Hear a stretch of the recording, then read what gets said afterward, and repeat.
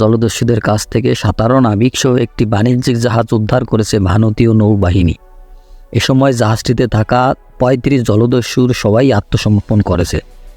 ধারণা করা হচ্ছে এই জাহাজ থেকেই জলদস্যুরা বাংলাদেশি জাহাজ এমবি আবদুল্লাহকে নিজেদের দখলে নিয়েছে।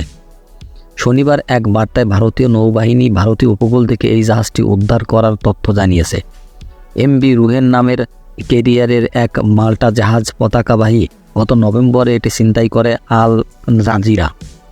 ভারতীয় নৌবাহিনী জানিয়েছে গত শুক্রবার তারা প্রথম এমবি রুহেনকে আটক করতে সক্ষম হয়। পরে জলদস্যুদের সবাইকে আত্মসমর্পণ করতে বলা হয়। এক পর্যায়ে জাহাজটিতে থাকা 35 জলদস্যুর সবাই তাদের কাছে আত্মসমর্পণ করে। জাহাজটিতে কোনো ধরনের অবৈধ অস্ত্র, গোলাবারুদ বা মাদক আছে কি না তা তল্লাশি করে দেখা গেছে, কিন্তু কোথাও কিছু পাওয়া যায়নি। এই অভিযানে ভারতীয় নৌবাহিনী বিশেষ কমান্ডাররা অংশ নেয় বলে জানিয়েছে ভারতের পক্ষ থেকে।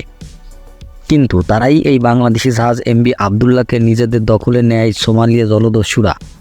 ভারতীয় ও ইউরোপীয় নৌবাহিনীর তৎপরতায় স্থির হতে পারছে না। এমবি আবদুল্লাহ ছিনতাইকারী জলদস্যুরা নিজেদের এলাকায় অবস্থান করলেও নিরাপত্তা সংখ্যায় বারবার অবস্থান পরিবর্তন করছে তারা। সাবেক মেরিনার বলেছেন, পুরোপুরি স্বস্তি না ফেরা পর্যন্ত মুক্তিপণের জন্য যোগাযোগ করবে না দস্যুরা। ভারত মহাসাগরে ছিনতাইয়ের পর এমবি আবদুল্লাহকে নিয়ে শুক্রবার পর্যন্ত 2 বার স্থান পরিবর্তন করেছে জলদস্যুরা। সর্বশেষ সেটি রাখা হয়েছে সোমালি উপকূলের তীরবর্তী থেকে 5 নটিক্যাল মাইল দূরে।